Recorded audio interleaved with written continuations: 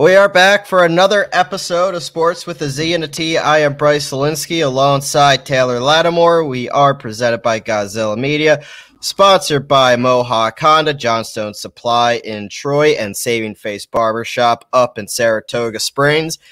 My voice is here for now. I was in Philly for the Eagles game against the Chiefs, and I had lost it. So we're going to see how long I can go. Taylor might be doing the second half of the show solo. But I've been saving my voice all day for this, so we'll see. We'll see how it goes. But it was a fun weekend down in Philly. Look, I didn't expect the Eagles to win. But it was a good game. It was a fun atmosphere, and I got to see Mahomes. Weather was great, so it was a good weekend. Taylor, how was your weekend?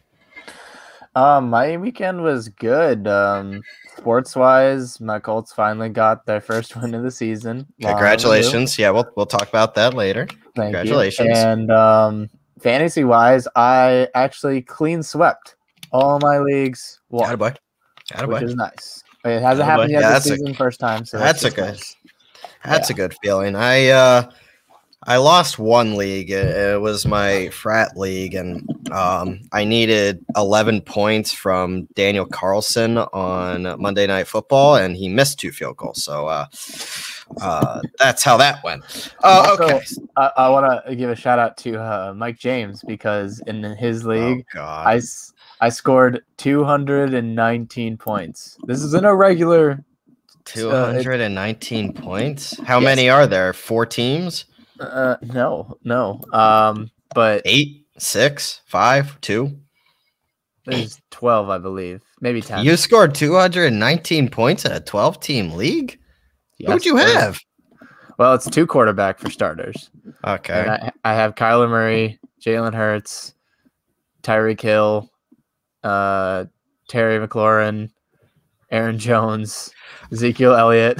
Also, Mike you brought up, and we'll get to college football in a little bit. But just because you said his name, I have to address this.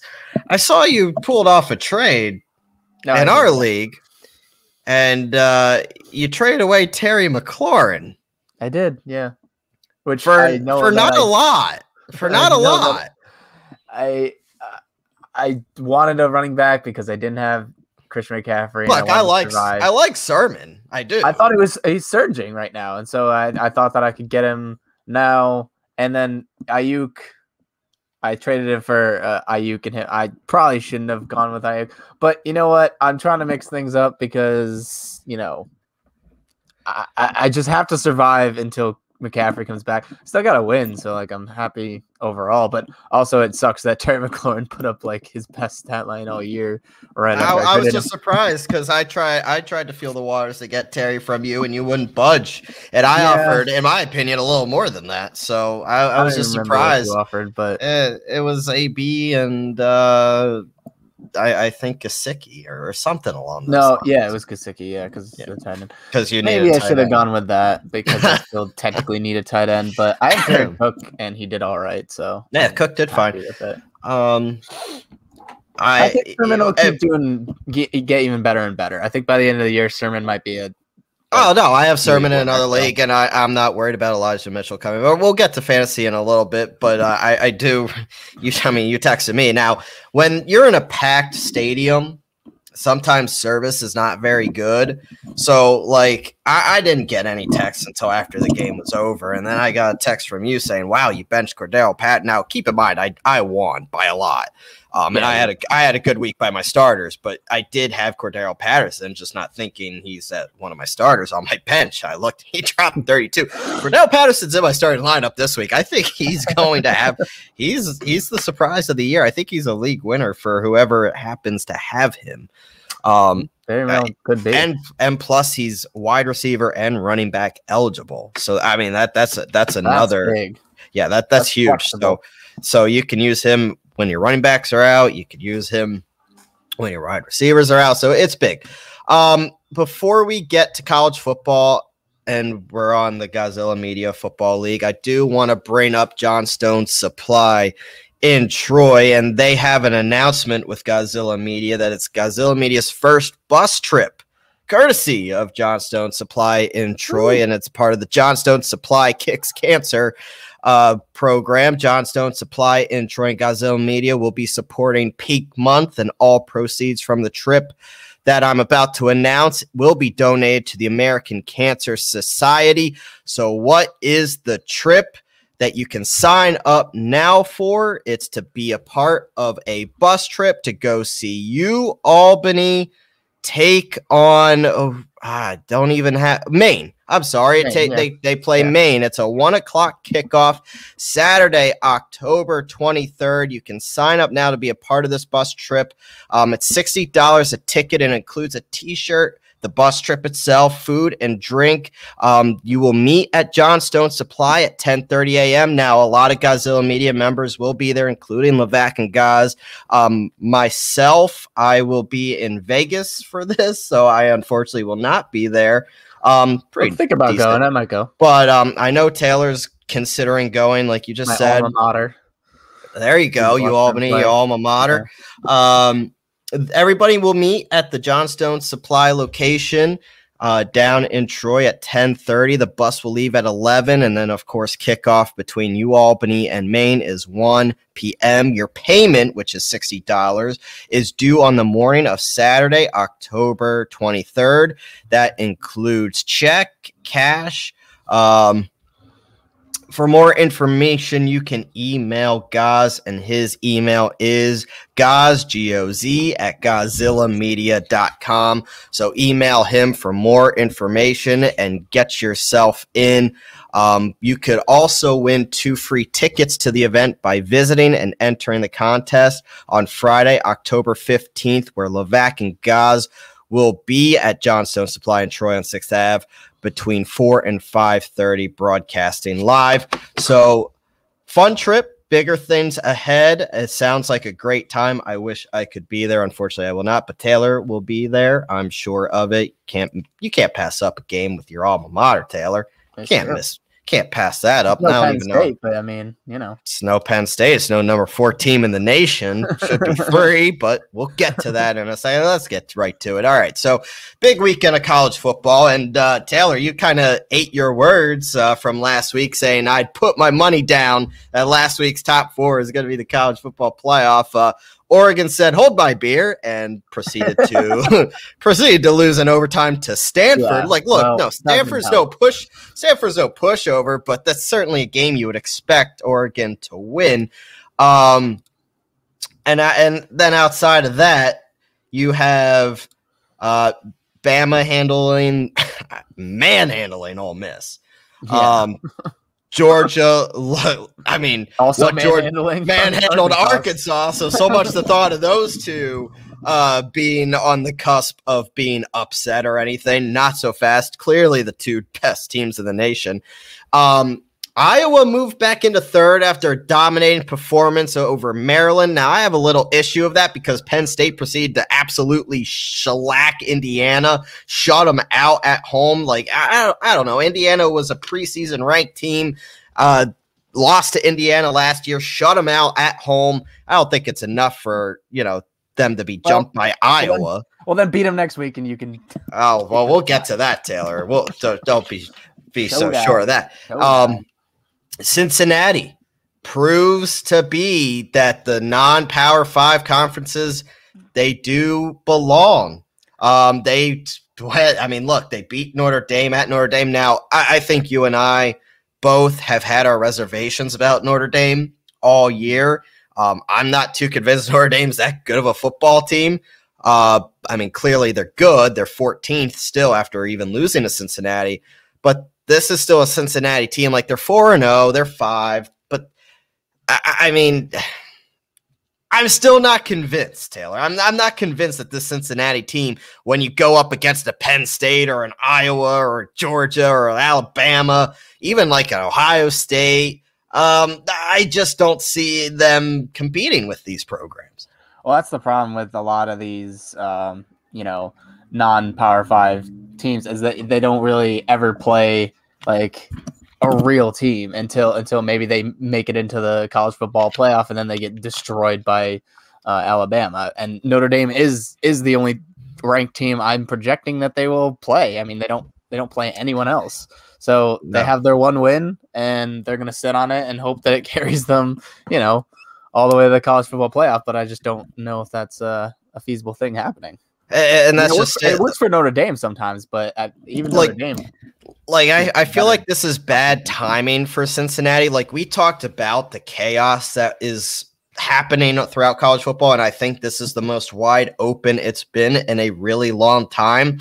However, you have a really, really, really good wide open Big Ten, which I think opens the door for two Big Ten teams to potentially, especially with the Pac-12 disappointing with Oregon. Like, I think Oregon losing one game. Now, obviously, there's a long way to go, but you look at Oregon, a one-loss Oregon or a one-loss non-champion Big Ten team. I'm still taking the Big Ten compared to just because of the volume of competition in that conference over the Pac-12. I just, in my opinion, I'm not buying what the Pac-12 is selling.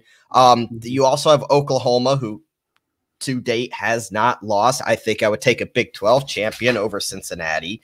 You have surging Michigan. Taylor, we still have 5 undefeated Big Ten teams. Iowa, Penn State, Michigan, or 4. I'm sorry. Iowa, Penn State, Michigan, and Michigan State. And then you also have Ohio State, who's landing in at 7.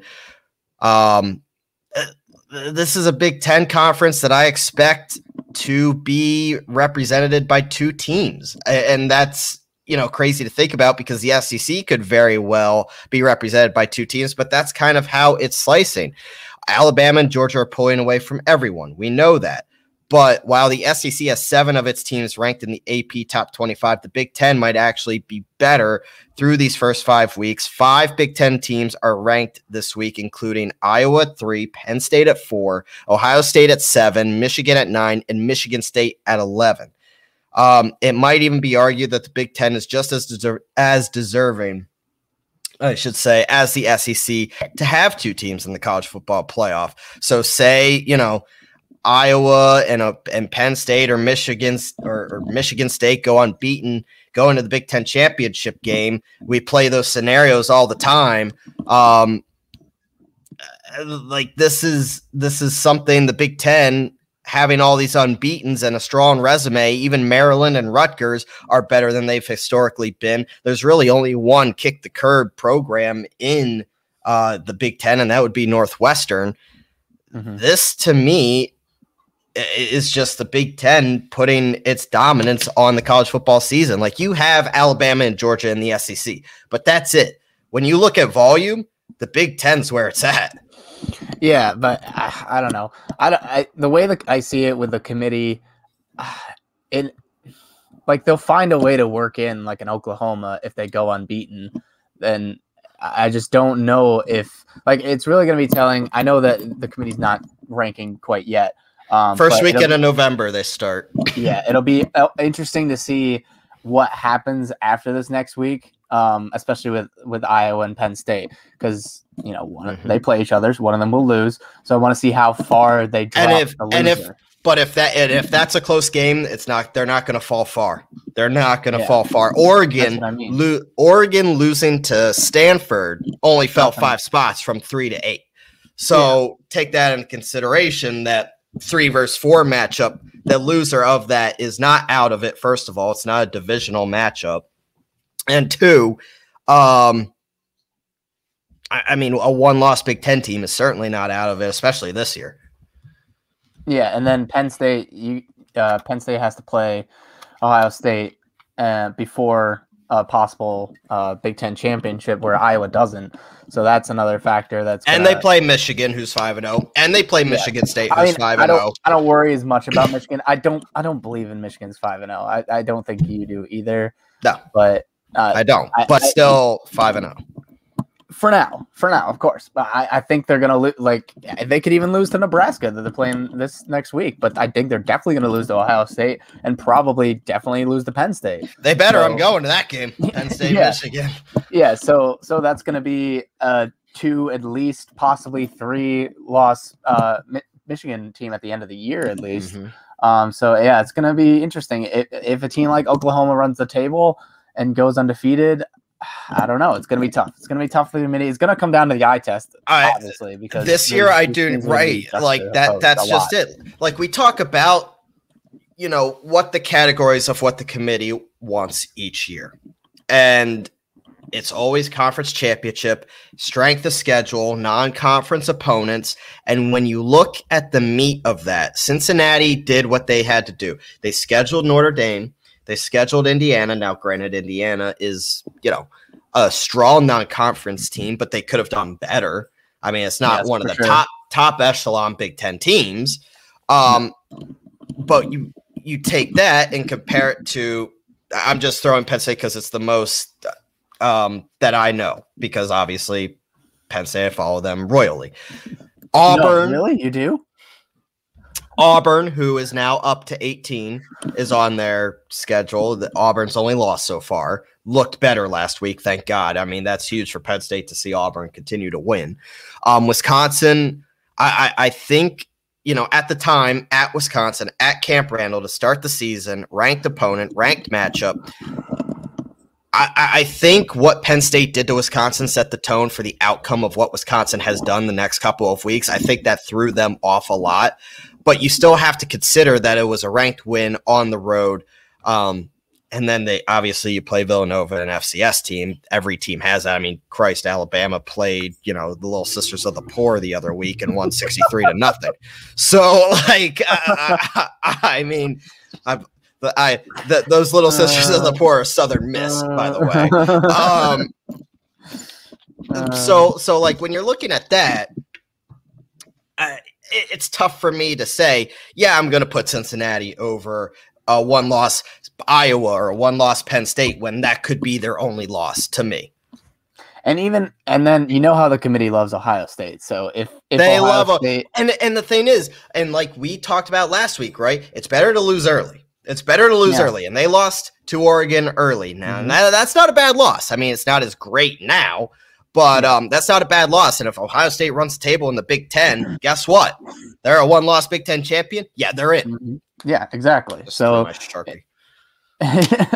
well, to do that, they would have to beat Penn State, I'm sure. Which they won't. Which they will not. But we will see. It's exciting stuff. I love to see how it all comes together. And it's chaos. It's always chaos. It's always chaos. It's always fun. It is very fun. I love college football. I do, and I know. And what makes it great, at least for our show, is I'm Big Ten bias. Obviously, I am going to vouch for the Big Ten conference. But you kind of bring that level-headed. I look at the big picture. You look at the big picture, but yet we still find ourselves agreeing that the Big Ten is up there, right? I mean, the SEC has those too, but what the Big Ten is proving this year cannot be forgotten. No, I mean, if you just look at the top 10, when you have Michigan and Penn 5 State in the top 11. Iowa, You have 5 in the top 11. If you send it to 11, you got Michigan State, and so obviously, you can't look at it. I mean, looking back at those the games last week, I love the hype that Arkansas was getting, and then I was disappointed in that game because I was excited to see maybe Arkansas, kind of humble, at least push them, make me see that Georgia is beatable. Nope. It convinced me that Georgia is better than Bama. It was the complete opposite of what I expected. Alabama-Georgia game would be just all the hype.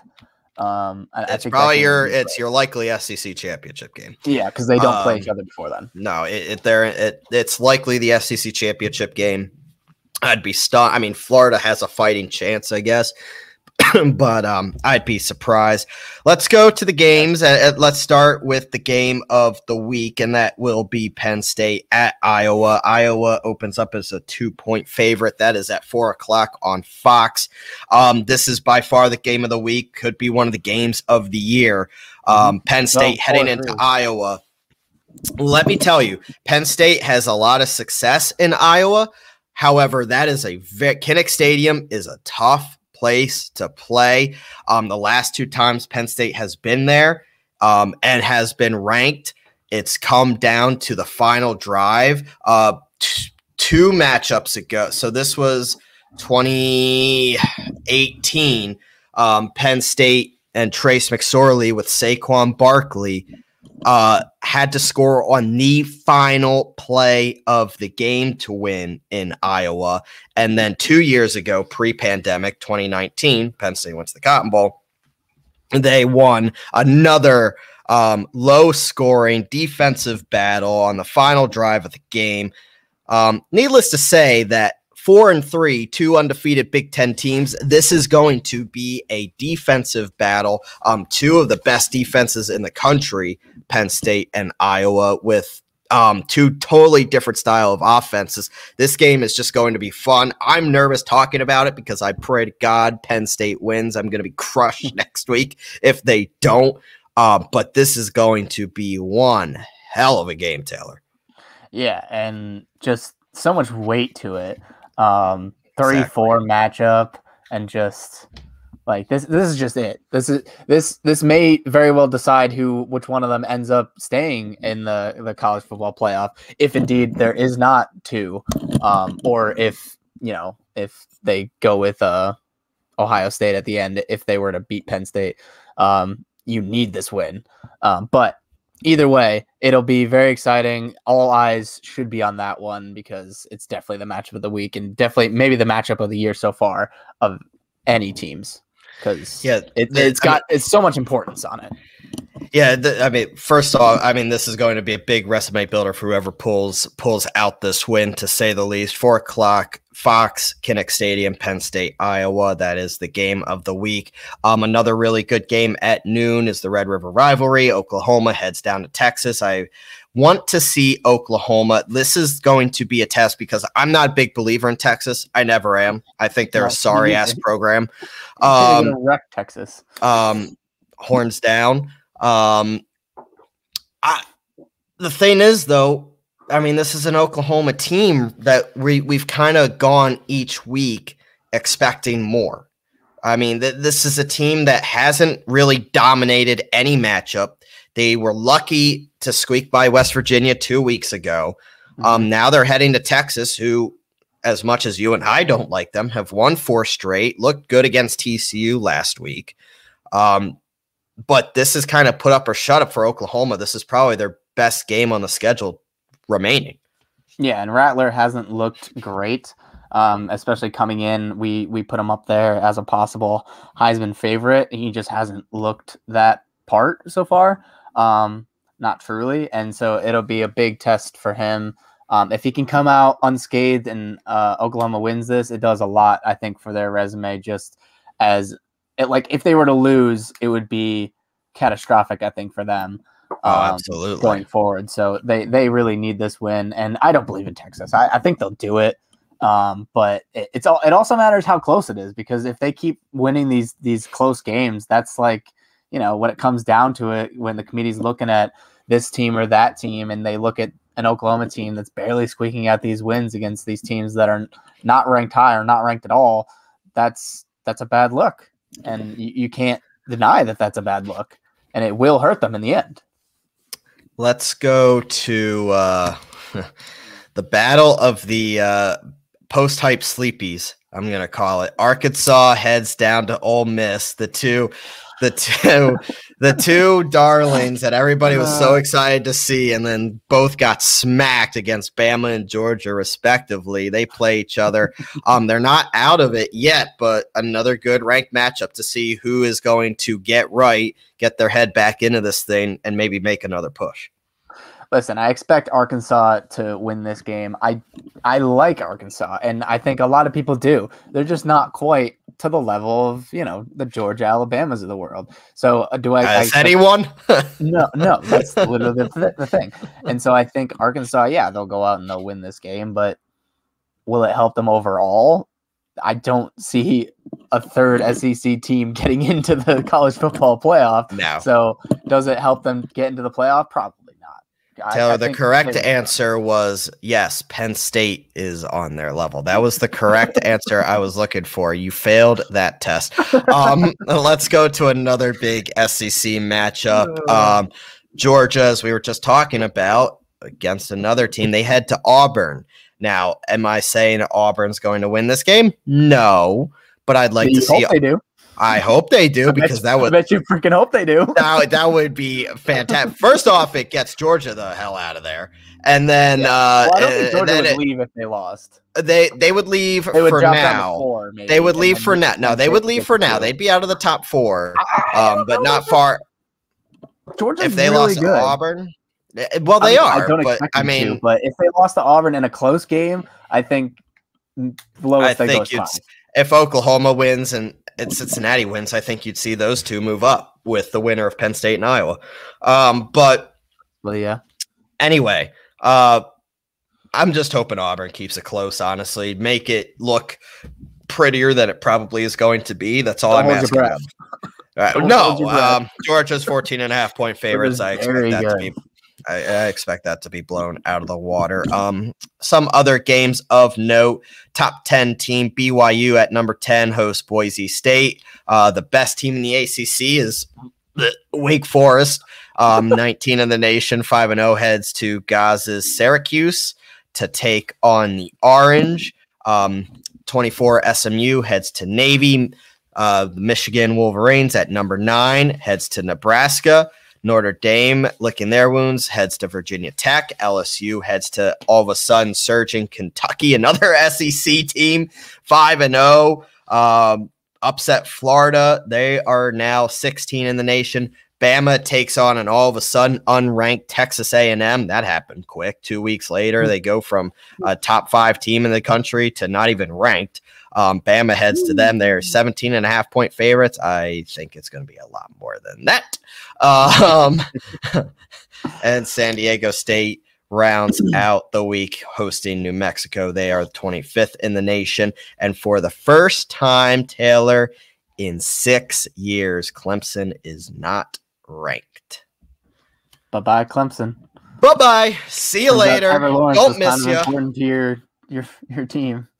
Just a little bit. Maybe Travis Etienne too. Just a little bit. I don't miss them. See ya. Bye. Good riddance. Of the games you just mentioned, I really am looking at that Nebraska-Michigan game because Nebraska nearly beat Michigan State, took overtime and a field goal to beat them, and I just don't believe in Michigan at all. And I think that this is a game that that's favored just by 3.5.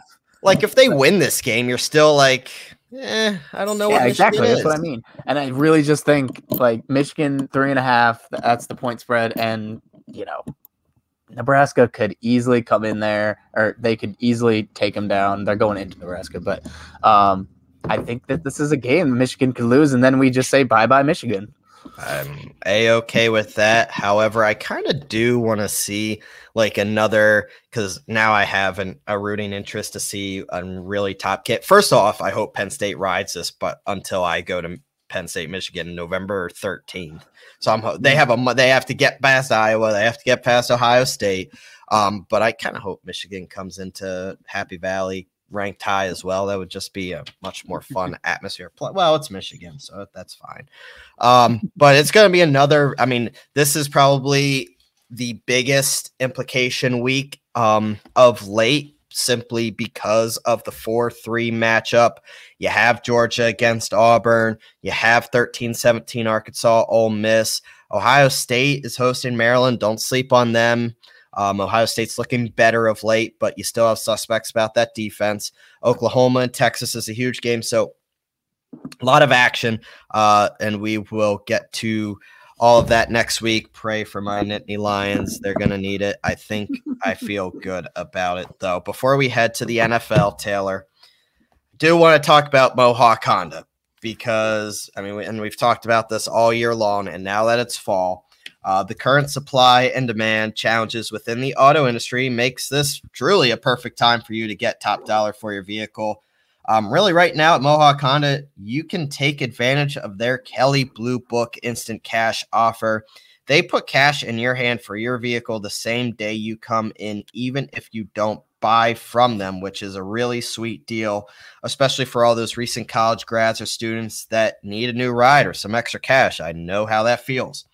Mohawk Honda has consistently kept their lot fully stocked with hundreds of pre-owned vehicles. Their large inventory makes shopping fun as you browse through the many makes and models to choose from. You can also check out their full selection online. So if you want to see what they have before you even go there, you're more than welcome to do that, or don't have time to go there. If it's late at night and you're still trying to piece together whatever you want to do, you could go online and see what they have. Stop in and say hi to Greg Johnson, who's the assistant general manager there, Jake Hot Sauce Doyle, Louis, the VIP man of Morales, or one of the other many helpful sales consultants there at Mohawk Honda.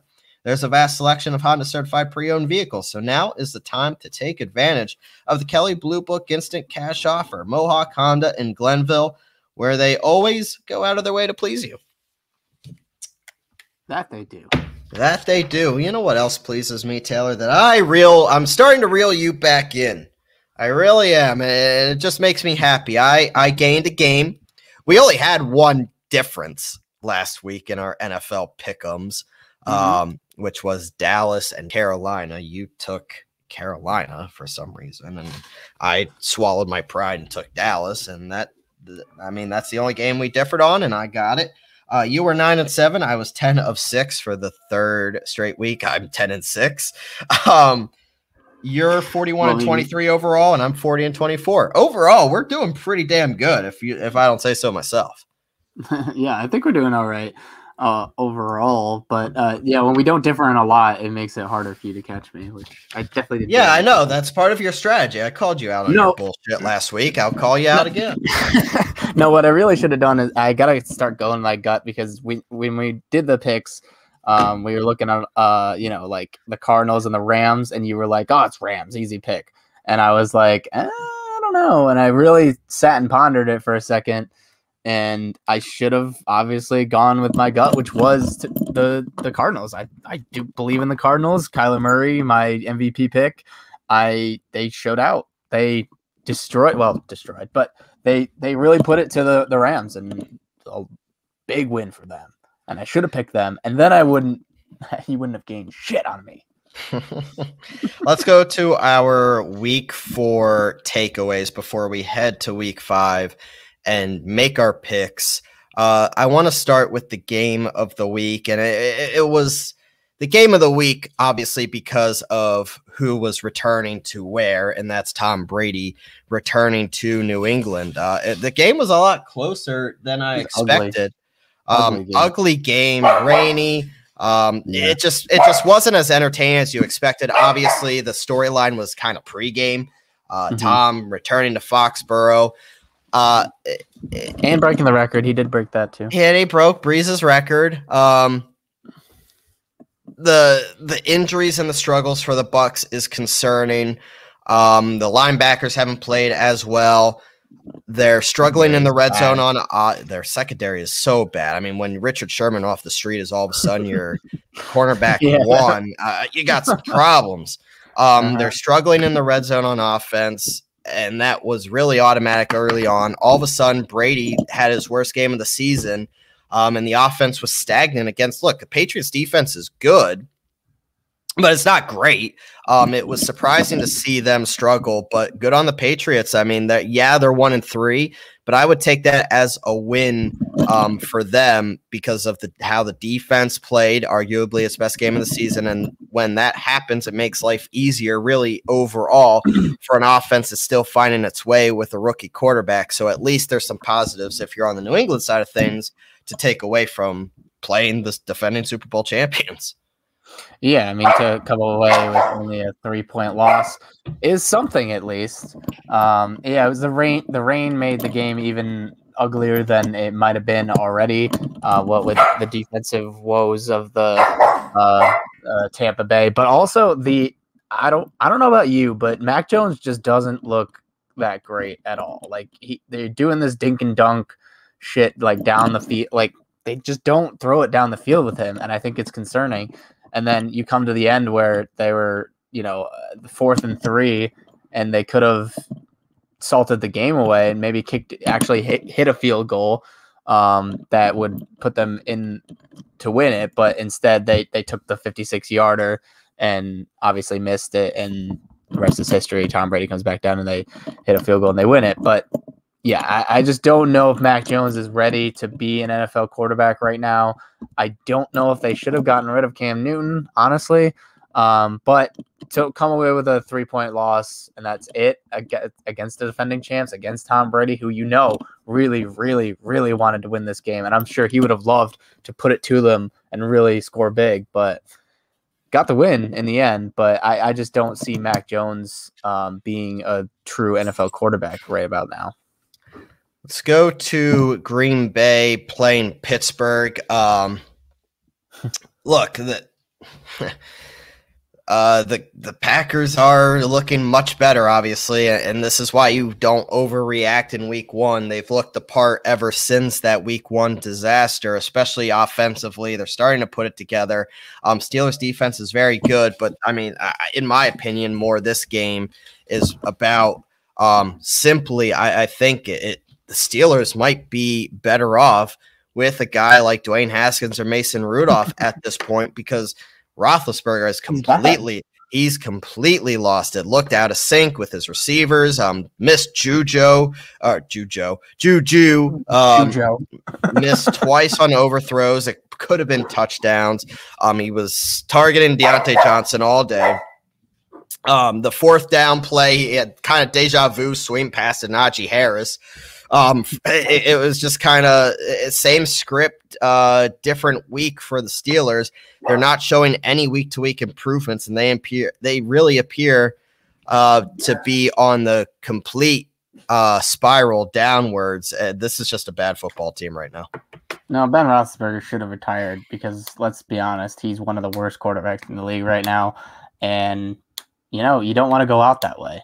You really don't. And so it's sad to see because he used to be one of the best. This is what people are going to remember Roethlisberger by, how he hung on too long for, really, in my opinion, it's been 2-3 years too long for Roethlisberger, where now he's lost. He is lost. Well, they fooled you last year when they went on that winning streak in the beginning of the year and then completely collapsed the second half of the year.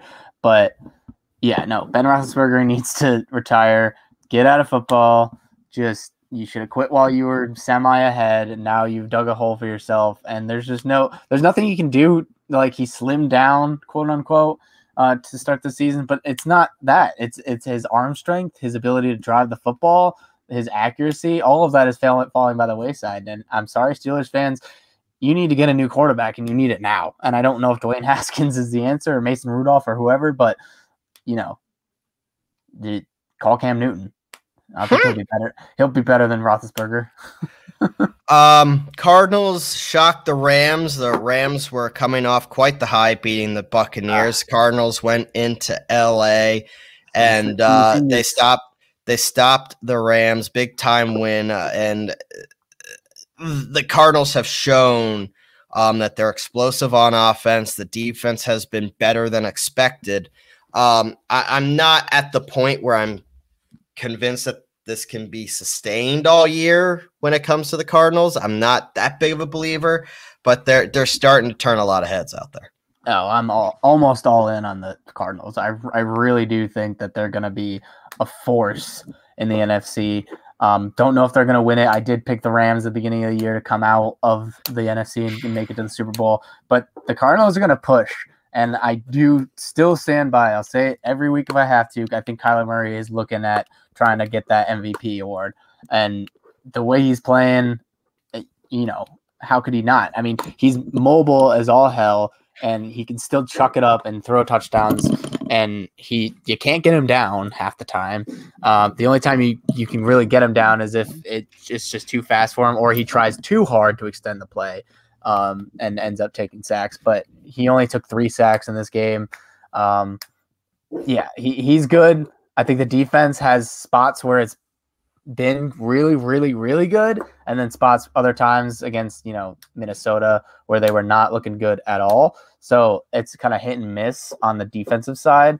But then when they come out and they play like this against the Rams, like, you got to believe in that. So when it comes down to it, I think that this Cardinals team is going far. I don't think they're going to lose many games. The Rams remain a very talented group. They just did not. I don't think it really mattered who they played. They did not seem prepared after coming off that high last weekend. I do expect them to turn it around. Let's talk your Colts. They finally got a win, Taylor. Congratulations. They beat the Dolphins. If there was ever a team that they were going to beat, it was going to be the Dolphins. The Colts needed this one, being in desperation mode. They should be happy about getting their first victory, but I think it's too soon to say they've turned the corner on the season. Putting Quez Watkins on IR. Carson is still playing on 2 sprained ankles. The running game was solid, took some pressure off of Carson. Got the ball out of Carson's hands quick, but they have a tough game coming up that we'll get to in a little while. But this was at least a start for them. Encouraging. It was encouraging, I'll say that. And obviously still dealing with injuries. If the problem is it's Miami, so it's like, is it a real? It's a win, but like it's not against a real team. Jacoby Brissett led Miami team. And, the Colts are very familiar with Brissett and his limitations and how best to stop him because they saw it all year last year. And so, yeah, I'm encouraged with this win. It was nice to see them win. That's the recipe for wins is get Taylor running, get him going, and get him to take pressure off of Wentz. And then apparently just use Mo Alley Cox more because 2 touchdowns and one was just being a man, going up and getting it over. I'm not sure if it was a safety or a cornerback, but probably safety. But he just went up over him and snatched it. And so yeah, get him more involved. He could be a really good tight end for the Colts going forward. A really good weapon, especially in the red zone. Especially because they've had such issues in the red zone. So when you're in the red zone, look Mo Alley Cox's way. But we're still missing Quentin Nelson, still missing Braden Smith. The offensive line is still basically in tatters. So when they play a better team with a better pass rush, it's all going to come crashing down again. I know it. So I'm not too optimistic for the long-term season, but, it's nice to get a win. Hard matchup coming up next, though. So. Let's talk about my Birds. I was at this game, loose to the Chiefs 42-30. This was an offensive onslaught, and you kind of expected it with the offense. My takeaway is, look, I knew going in that it was a tough ask for the Eagles to beat the Chiefs, no matter where you're playing. The undisciplined of this team is destroying their chances for success. They had 3 touchdowns taken off the board, although the second was a pass interference call on Arcega-Whiteside, was extremely questionable. It was probably one of the worst calls I've ever seen, especially in person. And they also extended a pair of Chiefs scoring drives with infractions when they would have stopped Mahomes, and you can't keep giving the ball back to Mahomes or he's just going to burn you. That's what Patrick Mahomes does. That was really the difference. But with that being said, there were some positives. Jalen Hurts, in my opinion, played his best game as an Eagle.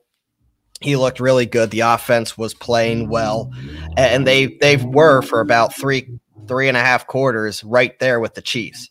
And then it kind of fell apart at the end. But, with a young team, you saw some good things on offense. The defense needs to correct some things. They haven't been the same since Brandon Graham was lost for the season due to that Achilles rupture. They have given up, 80. They have given up 83 points and more than 850 yards over the last 2 weeks to Dallas and Kansas City. So they need to correct that, and they need to correct it now. They play Carolina next week. We'll talk about that. But some good things, some bad things from the Birds. But this is a Chiefs team that you knew was going to get back on track at some point. That defense is still really suspect. But, when you have Patrick Mahomes and the rest of this offense with Tyreek Hill waking up, they can outscore anybody, and they proved that. Yeah, Chiefs are going to Chiefs, especially when they're 1-2 and they feel like their backs are quote unquote against the wall, because in that they have a really competitive division and they can't afford to go down a 1-3. So they needed this win and they came in there and Mahomes just did Mahomes things. Tyreek did Tyreek things, especially for my fantasy team. 3 touchdowns, nearly 200 yards, crazy. 47 points, love it. He did great. And I wanted to tell you about when we were talking about my fantasy team, how I put up 219 points, Mike James, I was playing him, and he put up 196. So it was like if he had played any other team, he would have destroyed them. And like obviously, if I played any other team, I would have destroyed him. But his really, really, really good week came right up against my really, really, really good week. So just bad luck for him. Like I hate when that happens. I really do. He literally almost scored right with me. Like it was only down by like 24 points to me, and it was just insane. But yeah, I'm sure it was fun to watch this game. Not to see it was. No, I enjoyed myself. I had the expectations that they weren't gonna win, so that. See Mahomes and Tyreek just doing their thing. Like, yeah, I mean the offense was it is what it is. I got to see Mahomes in person. That's something not everyone can say. So definitely it was a cool game. It's one of 3 games that I'll be going to so far. I'm going out to Vegas, obviously, in 2 weeks to see the Birds play the Raiders, and then in November I see them play the Saints. So not the last time I see them this year. Maybe they'll turn it around. And usually I don't see the Eagles lose. Like usually when I'm in the stadium, they win. So, but Chiefs are the exception. They're just unbelievable. I still have them as my Super Bowl champion. I'm not going to shy away from. Yeah, me neither. Let's go to week 5. We're going to do our picks and our thoughts here. You are up 1 game, Taylor. Our overall records, you're 41-23. I am 40-24. So here we go. Week 5 kicks off with my birthday, which is October 7th, this Thursday. Oh, your birthday. It's a pretty damn good game, too. The LA Rams head to Seattle to take on the Seahawks. And let me tell you, Seattle, I mean, they bounced back against San Francisco last week, and I think a lot of that has to do with the Garoppolo injury. But this Seattle team does not look good to start the year, and which is surprising to me that they look like the worst team in that division, which is not exactly a knock on them. This is a very good, probably the best division in football, but still not the team I was going to pick to have as the worst team in this division. Well, normally, as it goes with the Seahawks, is they normally start out strong and then they fade towards the end of the season. But this year, I don't know, man. Like the first win against the Colts is kind of a gimme, with the Colts being a shell of themselves. And then they were in it with the Titans, and then they just let Derrick Henry run all over them. And then the Vikings put it to them. And then they barely squeaked out this win against the 49ers, but they did. So give them credit there. But yeah, it's hard to really tell what the Seahawks team is, because they have games where they do well, and then they have games where they absolutely stink. And their run defense is very, very, very suspect. They were able to hold Trey Sermon and only let him get 89 yards, no touchdowns. But if you look at Derrick Henry, obviously he's possibly the best running back in the league, and he absolutely obliterated them on the ground. So this game, if it's a shootout between the Rams and the Seahawks, I lean towards the Rams, especially the Rams coming off of that loss against the Cardinals. They don't want to drop 2 division games in a row. And the Seahawks obviously got their win against their division in their division matchup. So I'm going to go with the Rams in this one. I think it'll be a good game, though. That's a fun Thursday night. It's the best Thursday. I mean, it's better than Cincinnati, Jacksonville, or Carolina and Houston. Yeah, for sure. This is going to be a good game. I agree with you, though. The Rams are going to be prepared. They're still, my opinion, one of the top 2 teams in the conference. I'm going the Rams as well. Let's go to the first game of the Sunday slate. Boy, London is getting weird. Oh, it's London.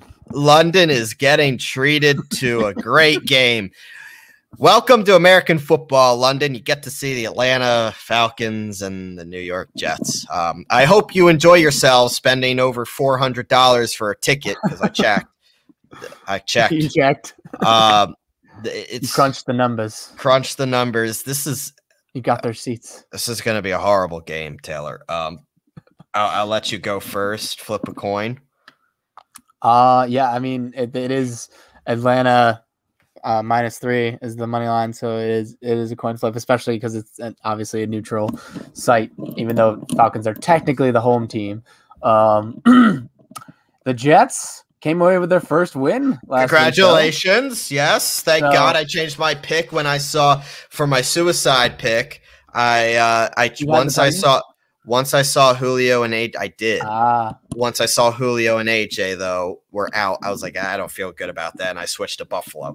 Thank God I did. Good call, because I mean that probably had a ton to do with it. Not having Julio and AJ Brown out there really limits the Titans' offense. But even then, it was still only a 3-point game in overtime. So the Jets are not very good. Go Jets! But in this game, the Falcons aren't very good either. I think I'm going to go crazy. They just beat your NFC's darling.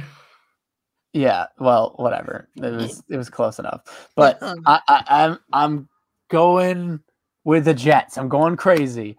I think the Jets take their momentum from their eke it out win, and they play this Falcons team, and the Falcon defense is trash. And I think that Zach Wilson maybe gets some throws off and puts the game together. 9:30 a.m. in London. That makes one of us. I think the Falcons are going. I think the Falcons are going to win this game. Not that it's a slam dunk because both of these teams are trash. But Washington beat the Falcons last week. Didn't you say that they? Yes, they did.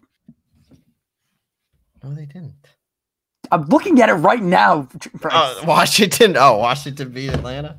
Yeah. I was not sober last week. Okay. Apparently not. All right. I'm going with Atlanta. Okay. We'll move on. I'm gonna lose, and I'm gonna take a game on you. Green Bay takes on Cincinnati.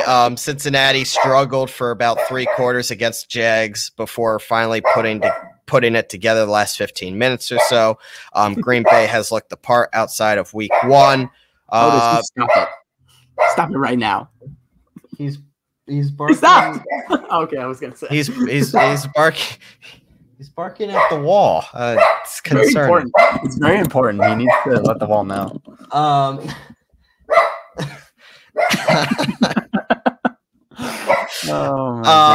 going to take Green Bay in this one. I don't really see how Cincinnati beats them. Yeah.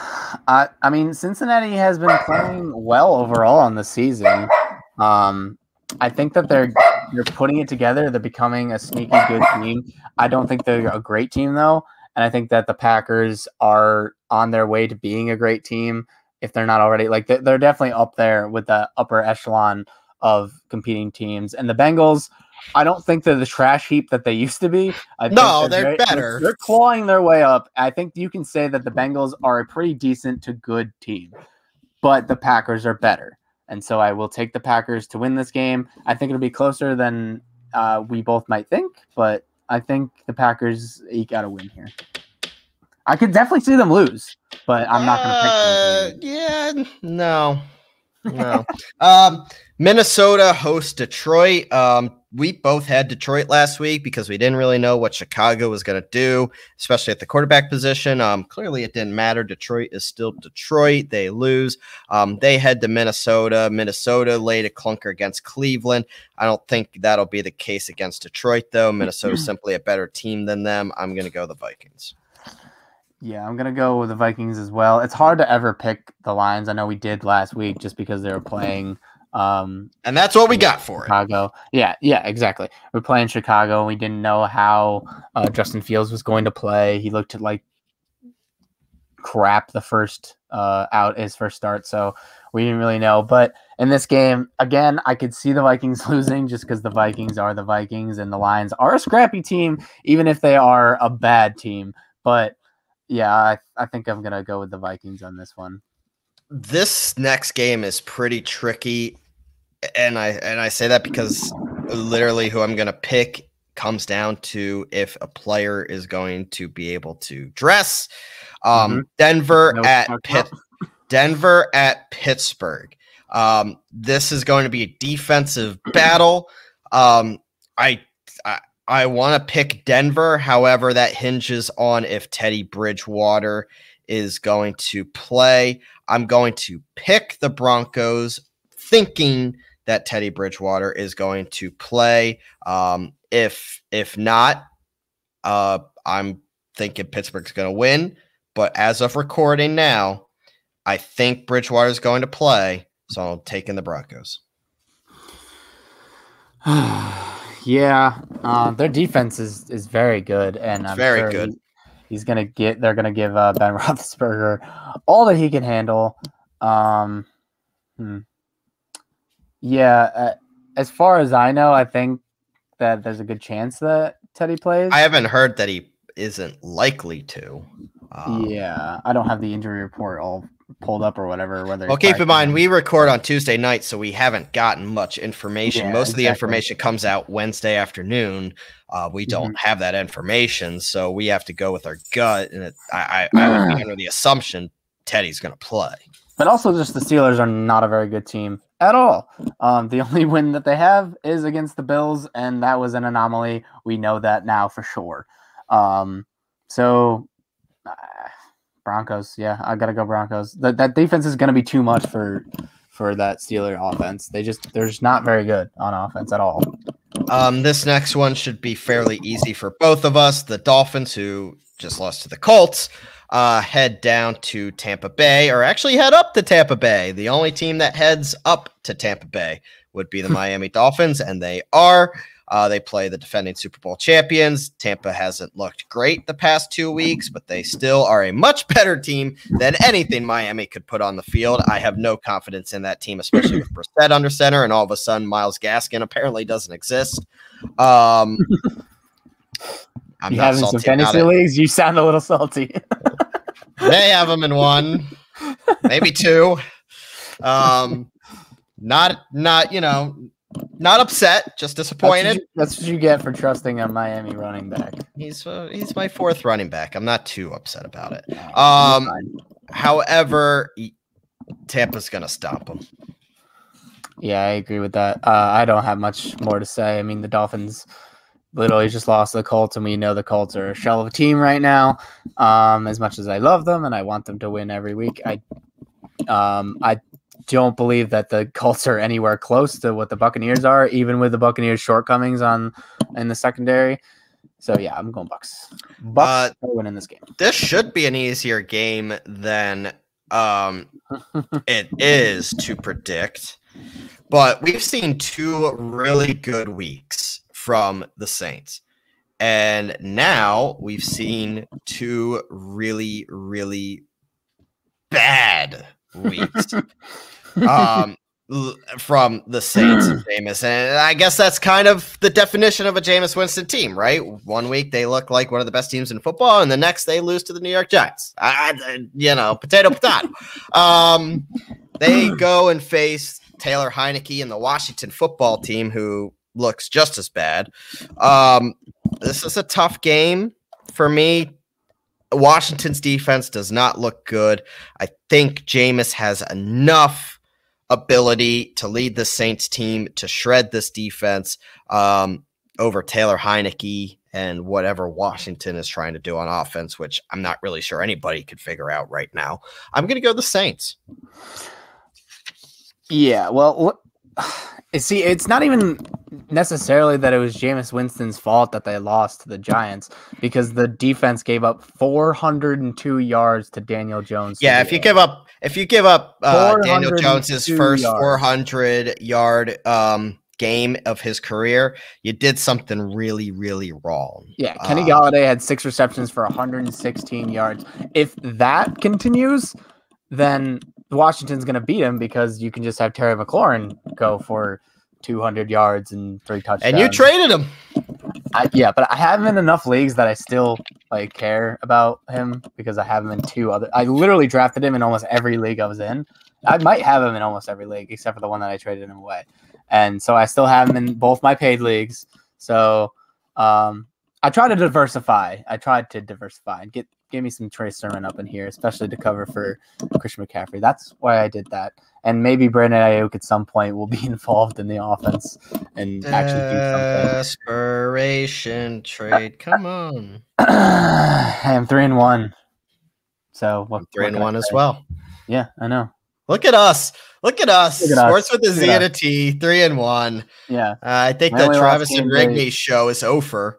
Well, that's why he was trying to trade, because he's desperate. So it's Travis, and he traded with, and he's desperate. And just so everybody knows, Darrell Waller continues to be an absolute beast, and Darrell Henderson, coming back from injury, outsnapped Sony Michel 17-3, and Sony Michel fumbled in the first quarter and didn't see the field after that. Just so everybody's aware about how that trade's going.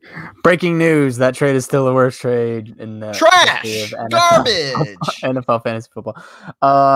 So back to this game that we're trying to talk about, Saints Washington. How are we going for talking about Sony Michel and Darrell Henderson? Because New Orleans led to all the other mishaps. That makes sense. Let's get back. Yeah, so I'm still a big believer of Terry McLaurin, even if I don't have him in our league. So I do think that Washington, I think, is going to win this game. I think that the Saints are going to give up a ton of yards again through the air, and Terry McLaurin and Tyler Heineke are going to take advantage of that. I might regret this one, but I'm going to pick Washington. You love this Washington football team. You simply cannot let go. You simply cannot let go. This is a bad team led by Taylor fucking Heineke, Taylor. Hey. It's in the XFL 2 years ago. Taylor's got to stick together, man. Represent. Okay. All right, we're gonna. Well, I'll be laughing when they fucking win. So, moving on. My Birds trying to turn it around after 3 straight losses. Look, the defense hasn't looked great, but they looked better last week, especially offensively. They go and face the Carolina. What's that? I said, Otis just doesn't like when you talk. As soon as you start talking, he starts barking. He sees something outside because he's going nuts. The Birds go down to Carolina, face the Panthers, who are frauds.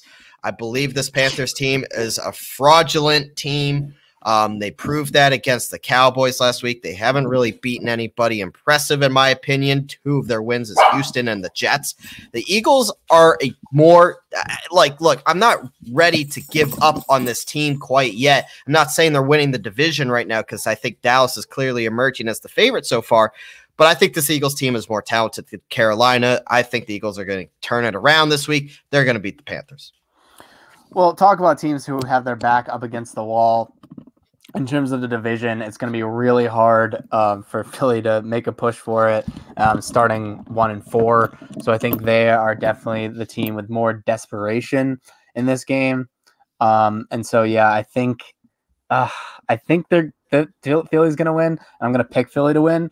But it still concerns me because, I mean, Philly struggled against the Cowboys defense, and the Cowboys defense is not as good, I don't believe, as the Panthers defense is. Let me just put it this way. The quarterbacks that have had success are 2 MVP candidates. Those are the 2 quarterbacks that have had success against the Eagles defense. The other 2 have looked abysmal, Jimmy Garoppolo and Matt Ryan. I'd put Sam Darnold closer to that group than the Dak Prescott and Patrick Mahomes group. You're definitely right. And missing Christian McCaffrey is definitely not helping the Panthers. Honestly, I think if the Panthers had Christian McCaffrey, like that game against the Cowboys would have been a lot closer. I mean, because he is their offense. Like, there's no denying it. Like, oh yeah, the offense goes through McCaffrey. That's not everything runs through him, and that's why he's one of the most valuable fantasy players of all time. But yeah, he's integral in the running game, obviously, and also in the passing game. Like the other day, that first week, I think he led the team in both categories, both receiving and rushing. So without him, the Panthers offense just isn't up to the standard that they would like. And so if he's not playing, which I believe he is not, I haven't heard anything. I'm looking at it closely because he's on my team in our league. But yeah, I think I'm gonna go McCaffrey. The last I heard on McCaffrey, because I have him in my keeper league, not this week, possibly next week. So because they didn't put him on the IR. Correct. Even the small 3-week IR. So probably not this week, but most likely, hopefully, fingers crossed, next week. But for this one, Eagles take this one. Carolina's favored, 3.5. So it's kind of a push. Carolina look, they've played. I get it, Otis. Thank you. Thank you. I'm getting to that. Carolina's 2 of their wins have come against Houston and the Jets. So it's just kind of hard for me to believe in the substance of what they've shown us. Granted that the Eagles' 1 win was against Atlanta. So potato. This next game is quickly turning into a dumpster fire. Tennessee facing Urban's Handies, the Jacksonville Jaguars.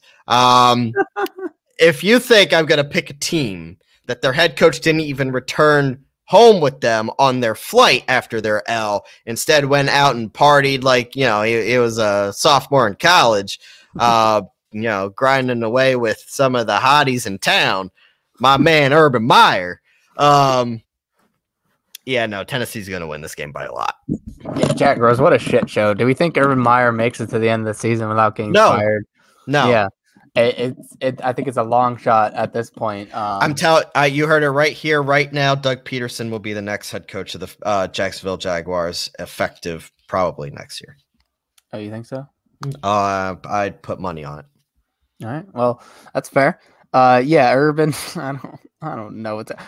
Staying home and not. I hate that sorry fuck to begin with because of Ohio State, obviously. Yeah, we know. But now this is just comic. What are you doing? It's very comical. Not going with the team. His excuse was he wanted to see the grandkids, which is fine if that's all you're gonna do. But then, clearly that's not what you did. That's not what you did. You went to a bar. You were trying to make grandkids. You were trying to. And you got a little frisky, and you got caught in 4K. Because everyone has cell phones these days. So Urban, you can't just go out and do that, especially when your wife is she was just tweeting away, like doing something completely random, and then people are tweeting at her, being like, Shelly, I think her name is Shelly or something like that. Have you seen what Urban's doing? And yeah, it's just a whole mess there. And it seems like he's lost the locker room. The players don't respect him. They think he's a joke. From all the reports, yeah. Urban Meyer. I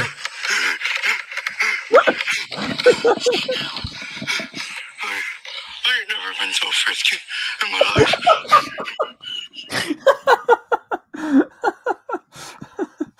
To anyone who's listening to us and playing it out loud somewhere, just like they turned on a porno. Urban was in the middle of one. Anyone listening to that at work, I'm so sorry. If anybody has not seen Trailer Park Boys, that was Bubbles from Trailer Park Boys. But the Titans, regardless of if they don't get AJ Brown and Julio back, or at least one of them, it's going to be tough for them. But at the end of the day, they have Derrick Henry. I think their offense will be fine, and the Jaguars are bad. So yeah, Titans in this one. Yeah. Look, the Jags might not win a game this year. Honestly, they are such a shit show. Losing DJ Chark as well. I just can't. Patriots head down to Houston to take on Davis Mills and the Texans. The Patriots showed enough fight against the defending Super Bowl champions that I have no problem or any concern about them heading down to Houston. Yeah, and the Texans showed absolutely zero fight against the Bills, getting shut out 40-0. That Mills 40-0. How do you lose 40-0 in the NFL? You're an NFL football team and lost 40-0. You sorry bums. Yeah, I think the best thing about the Colts is that they are in a division with these two trash heaps of a team and what's left of Tennessee. So the Colts still in it for the division, even though they started out, 1-3. But I think Houston loses this game because David Mills against the Patriots defense, I don't think is a recipe for success. As much as I don't believe in Mac Jones, I think they do enough to win this game. Yeah, I think New England takes it. Let's go to Chicago taking on Vegas in the Khalil Mack revenge game. The Raiders took a step backwards against the Chargers last night. I kind of looked back to earth, especially offensively. However, the Bears are just as much a dumpster fire, and to this point, we still do not know who's going to be the starting quarterback. Nagy, reconfirmed what we all thought of him this week, which is an idiot when he said when healthy, Andy Dalton is the starter. Is Andy Dalton healthy? As of recording, we don't know the answer to that. My assumption is Fields is going to get another crack at it. I don't think it matters, though. Vegas has proven to be at least a competent football team this year. I'm going the Raiders. Yeah, I'm also going to go the Raiders. The Raiders have looked surprisingly good this year. Obviously stumbled against the Chargers, but you can't stay undefeated forever, especially against a tough in-division matchup. And the Chargers are very good. So, yeah, I think the Raiders in this one, the Raiders have been relatively good. Even in that last game, they, like you said, came back down to earth. But the first 3 games, they played very well. I think Derek Carr is really coming to his own. I mean, he was, an MVP guy a couple of years ago, and I think he's still that guy. And now he's trying to get comfortable with John Gruden. And yeah, I think the Raiders are a pretty good team, and I think they easily beat the Bears. Let's go to – this is an intriguing game. However, I don't think it's going to be as close as people expect. The Browns head out to SoFi Stadium to take on the said Chargers that we just spoke about. Herbert's taking that next level, man. I love what I've seen from Herbert. I love what I see from this Chargers offense. Their defense is better this year because they're healthy. Cleveland looks broken. Baker isn't really doing anything to wow me. They are running the football, but they don't have the weapons on offense to really match what the Chargers could do offensively. Do the Browns have one of the best defenses in football? Yeah, but their game style and the way they want to dictate the game does not bode well with what the Chargers provide, especially on the offensive side of the ball with their respective. I have a hard time believing in Cleveland in this one. I'm going Chargers. This one's tough for me. I do really like the Chargers a lot. I think Justin Herbert's definitely getting there. If not, he's already there. If he hasn't taken that next step, he's on the precipice of it. And I know that the offense for the Browns is very limited. They rely a lot on the rushing game, obviously. But their defense is very, very good. And I think it'll definitely easily be the best defense that the Chargers have faced so far. So I think it'll be a huge test for Justin Herbert in general. I think the Browns win this one. I think they get enough pressure on Herbert, and Herbert kind of falters a little bit going up against one of the best defenses in the league. So I'm gonna go Cleveland in this one. Giants take on the Cowboys down at AT&T Stadium. And look, if you think the Giants winning was anything more than an anomaly, you're just not paying attention. There's just not much to discuss about this game. The Cowboys will handle the Giants. It's a division game, so it might be closer than some are expecting, including myself. But I'm going Dallas on this. Yeah, no, I'm going Dallas in this one. I don't have much to say about this. The Giants, they got to win because, the Saints are wonky and weird and have no idea. No real identity. I don't know. The Saints confused me this year. They should heavy run with Kamara, which you would think would open up the explode. I think they're going to get better when Thomas gets back because that will give Jameis that top target like he had with Evans for all those years. So I think you're going to see improvement with the Saints team. But right now, yeah, you're right. They are a hard read. But then, the defense, too, giving up 400 yards to Daniel Jones. Daniel Jones should not be throwing for 400 yards. No. Let's be honest. No. If anything, Daniel Jones should be running the ball a little bit because he is a sneaky mobile quarterback, and so that's kind of his thing is when he has good games, he usually gets out and runs a little bit. But for throwing for 400 yards, that's so weird to me. So I don't know how to read that team, but I don't think that they're I don't think the Giants turned a corner or anything, and I think the Cowboys are still going to be the Cowboys, and they seem to be the team to beat in the NFC East. So I'm going Cowboys.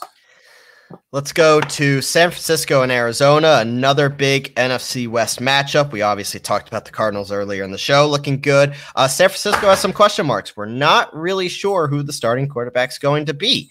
There is expectation that Garoppolo might not have had as bad of an injury as first thought.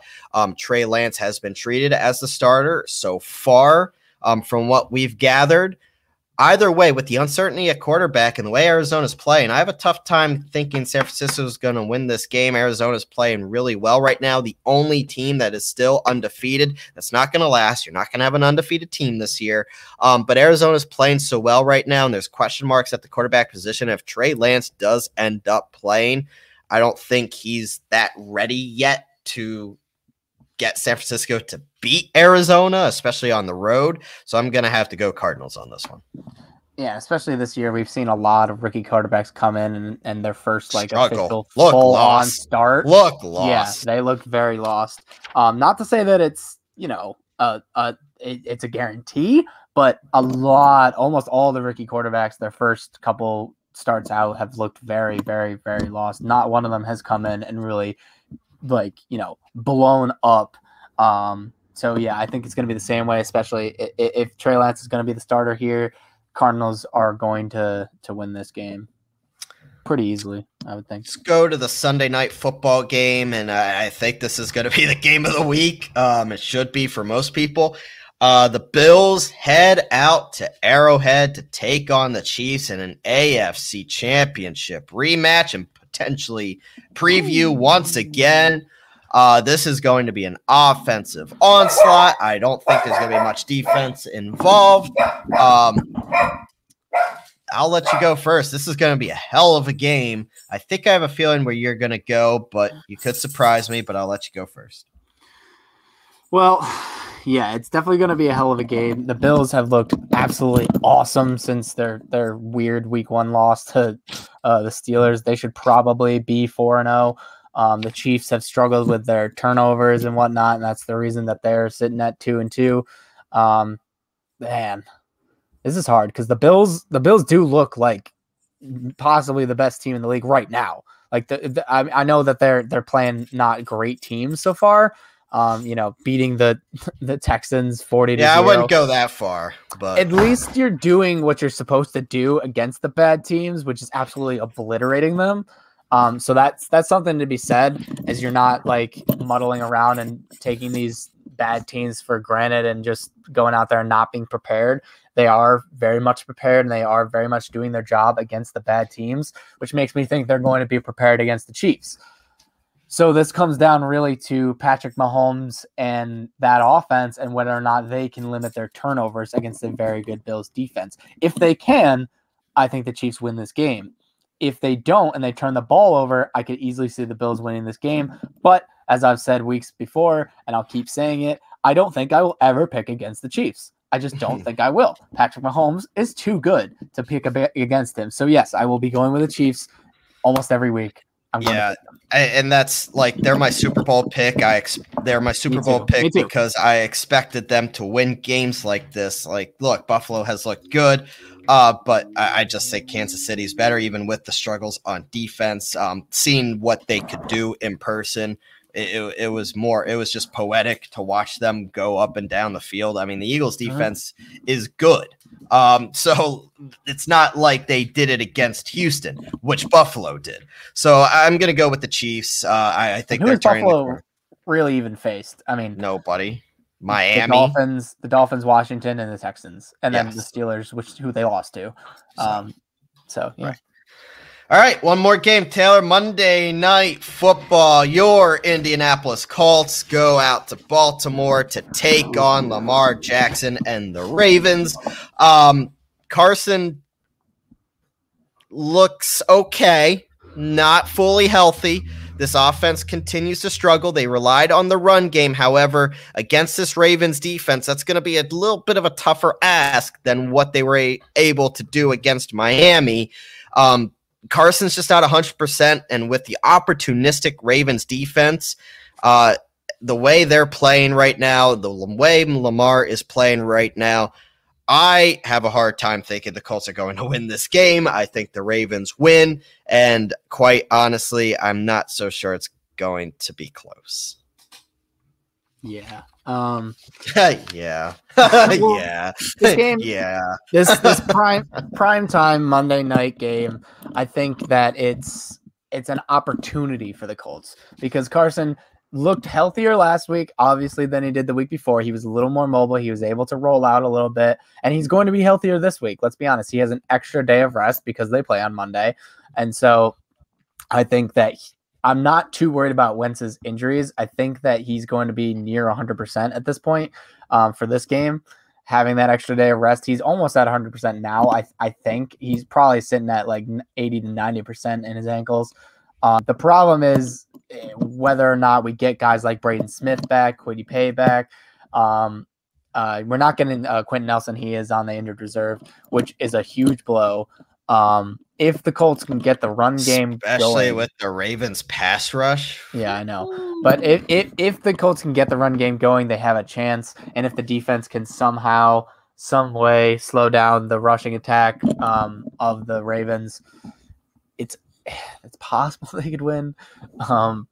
But I think just my better judgment is the pick Baltimore. It hurts me every week that I've literally picked. The first week I picked them, and I obviously picked them against Miami because it was definitely a game that I knew that they could win and have to win.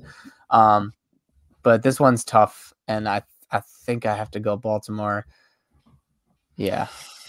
I mean, I know it hurts me deep down. Just keep playing Carson. It's great. Yeah, shut up. I'm not like unhappy with Carson. I think he's been doing great for what he's been given. Sure. Yeah, absolutely. Yeah. Okay. He's gonna win this game against Baltimore, and then we'll be looking at a different season. Mm-hmm. But I'm not taking them to win. When they do, boy, I tell you. But I'm not taking. They will. Prime time. Wentz is gonna go off. He's gonna show everyone that he's the real deal. All right. Well. Yeah, no. Before we go to our fantasy studs and duds of the week, I do want to remind everyone about our other sponsor, and that is Saving Face Barbershop up in Saratoga Springs. Time is getting close where I need a haircut, Taylor. I'm sure you are right there as well. Mm-hmm. Jeremiah up in Saratoga Springs off exit 13N of the Northway does a great business up there. The atmosphere is really cool. A bunch of other guys as well. You can book an appointment online at savingfacebarbershop.com, or you can give them a call. It's easy to pick a spot.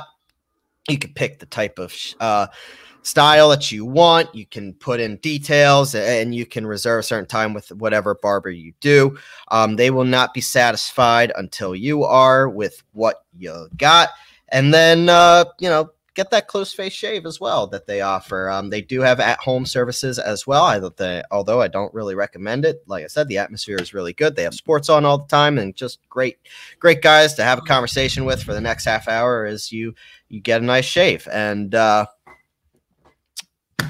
yeah, really cool guy up there. With Jeremiah up in Saratoga Springs. He's a really cool dude. If you haven't gone up there, simply getting to know him is worth the experience as well. He's pretty good at cutting hair. Yeah, that's important as well. Yeah, he really is better than what I would do. And I would literally just try to shave my head. It's not going to look good. You should do that. You probably look ridiculous. I can mute you and kick you out of this show right now. Do not test me. Getting close. Getting closer each week, Taylor. Good. I hope you fucking do. Let's go to our fantasy studs and duds before I kick you out of the show. Let's go with our studs first off. And obviously we do not go with the quarterback position. Wide receiver, running back, or tight end. Flex spot is what we're looking for. Taylor, your stud of week 5. Okay. I think I'm gonna go with just kind of like I'm looking at the Bills-Chiefs game, and like we said, we think it's just gonna be a lot of a shootout. Like it's gonna be high scoring. I don't know what the over/under on this game is, but I'd probably take the over on it. And so I'm gonna go with I'm not going to go with Tyreek Hill because that's an obvious one, or Travis Kelce. So I'll look at the Bills side. I think the Chiefs defense is not very good. So I think that Stephon Diggs, he's primed to have a breakout game. I don't think he's been kind of relatively quiet this year so far. So I think Stephon Diggs is going to have a big game against the Chiefs defense, and I'm going to go with him for my stud. I'm going to go with a guy that I mentioned already in the show a little bit, and that would be Cordero Patterson. He is clearly, he's in a timeshare in the backfield with Mike Davis. However, he is being utilized all over the field, and he has put up double-digit points in all but week 1, and that was against the Eagles defense that hasn't really given up much on the ground outside of what Clyde Edwards-Helaire did last week. But this is Cordero Patterson, who dropped 32 points last week and now is getting a Jets defense who can't stop a nosebleed. Very few weapons on this Falcons offense outside of Ridley and Pitts, who is still really trying to get integrated into the life in the NFL. So they were looking for this other person, whoever it may be, to step up. Cordell Patterson has been it and has been a safety blanket for Matt Ryan and clearly likes this offense that Arthur Smith has brought to Atlanta. Cordell Patterson all of a sudden is becoming a must start in 12-team, maybe even 10-team formats. Yeah, and that come out of nowhere, really, and it's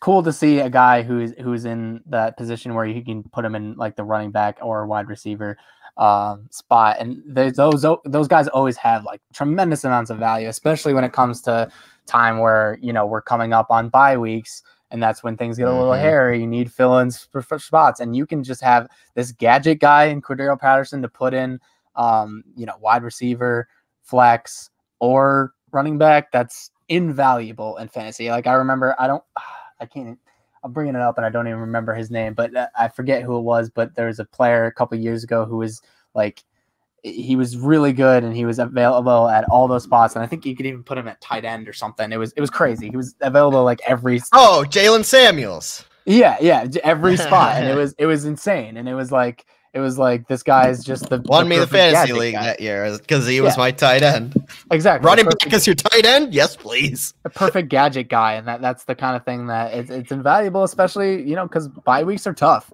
Like there's going to be games. I know that there's going to be weeks that I lose.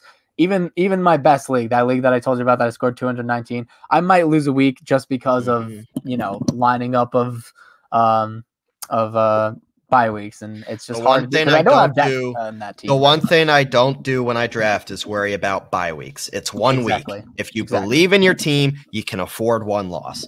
I agree. Totally I don't ever look at the bye weeks when I'm doing it. No. And obviously, I don't try to get too many. That should not dictate. If you have a clear best player available, do not let a bye week. I mean, obviously, it's too late for this advice now, but do not let a bye week deter you from that player. You never do that. Because let's be honest, bye weeks aren't going to be in the playoffs. And so, like, you can survive getting one loss. Like, if I go undefeated and I lose, like 1 week that I lose is my bye week where I have still like, the top seed. Guys on bye week. Yep, yeah, still the top exactly. seed. And it's like, okay, cool. You had to beat me when my bye week, like when everyone was out. So congratulations, you beat my backup team. Like, I don't care about that.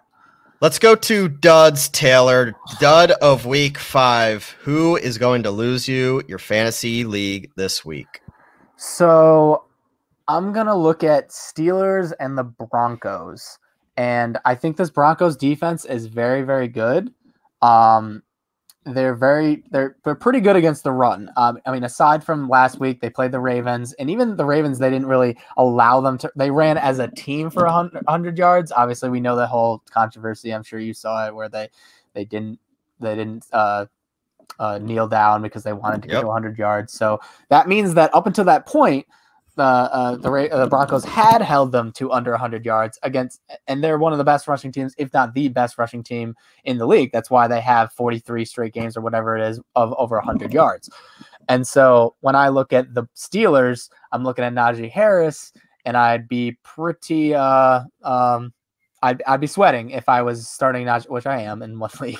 If I was starting Najee Harris against the Broncos, speaking from experience, yeah, if I against the Broncos defense, because I do think that he's going to have a dud of game. Besides the point that the Steelers don't have much of offense around him, and so he doesn't have much support, and he's going up against a very good defense. So yeah, I'm gonna go with Najee Harris as my dud for this week. I'm going to pick a player, but it applies to the entire backfield because we don't really know how the situation is going to play out. I still think Myles Gaskin's RB1 in Miami.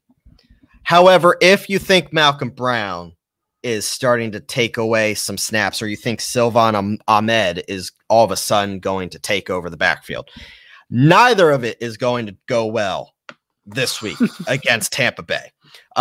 Tampa Bay's defense may be showing some cracks. However, it's not in the run defense. That is not where the weakness is. So in a week where Myles Gaskin only saw 3 touches, Malcolm Brown saw 8 and Sylvan Ahmed saw 2. This is a backfield that you want to avoid for 2 reasons. One, the matchup is horrible. They're going to be playing from behind, and you're probably going to be looking at Brissett to be throwing more than you'd like. And 2, you want to see how this shakes out because a lot of people, including myself, thinks Gaskin is the guy. But you do not want to put any faith in this backfield going into this week at all.